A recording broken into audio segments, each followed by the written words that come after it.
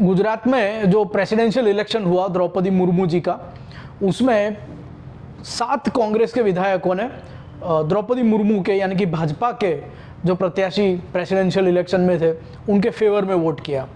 तो ये अब बात बिल्कुल खुल के है, जाहिर है कि 7 कांग्रेस के एमएलए गुजरात विधानसभा के, लेकिन उन्होंने वोट कांग्रेस और उसके अलायंस के जो उम्मीदवार थे यशवंत सिंह उनके लिए नहीं किया, लेकिन द्रौपदी मुर्मू के लिए किया जो बीजेपी के कैंडिडेट थे, बीजेपी लेड एनडीए के। अब इसमें मुझे कहानी याद आती है।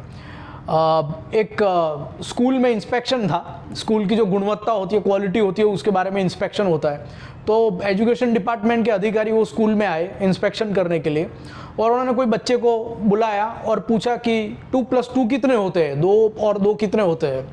तो बच्चे ने कहा 5। तो वो जो इंस्पेक्शन करने अधिकारी आए थे उन्होंने प्रिंसिपल को बुलाया, वो क्लास टीचर को भी पूछा कि भाई आप ये कैसे बच्चे को पढ़ाते हैं, 2 और 2, ये बच्चा बोल रहा है 5, हालांकि होने चाहिए 4। तो वो जो टीचर थे उन्होंने बड़ा अजीब सा जवाब दिया। उन्होंने वो इंस्पेक्शन अधिकारी को कहा कि सर ये तो इम्प्रूवमेंट है, ये बच्चा पहले अगर पूछो तो 2+2 6 बताता था, तो अब सत्य के करीब आ रहा है धीमे धीमे, तो हमने काफ़ी इम्प्रूव किया है हमारा एजुकेशन स्टैंडर्ड यहाँ पे।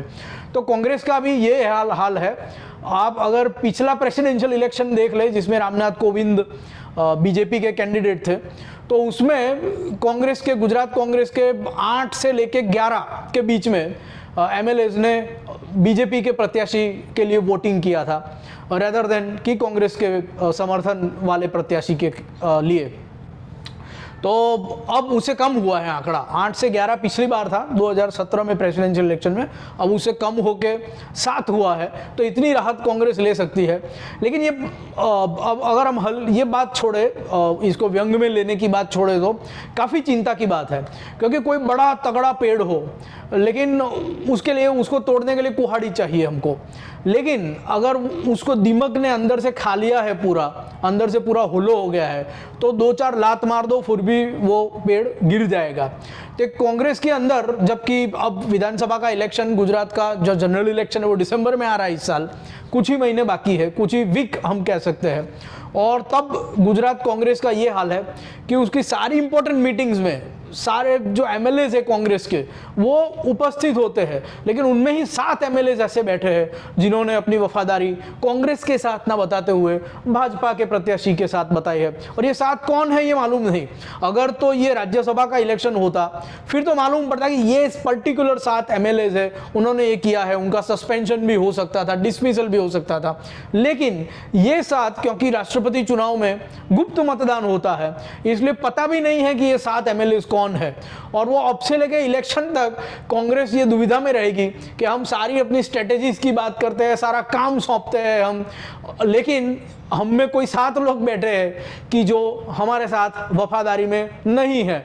और ये सिद्ध हुआ है राष्ट्रपति का ये जो इलेक्शन हुआ, प्रेसिडेंशियल इलेक्शन, उससे ये सिद्ध हुआ है। तो एक तरह से आज कांग्रेस के प्रवक्ता ने कहा कि हमारे लिए शॉकिंग है। यहाँ मनीष दोशी जो गुजरात कांग्रेस के प्रवक्ता है, उन्होंने प्रतिक्रिया दी है कि ये हमारे लिए बड़ा शॉकिंग है।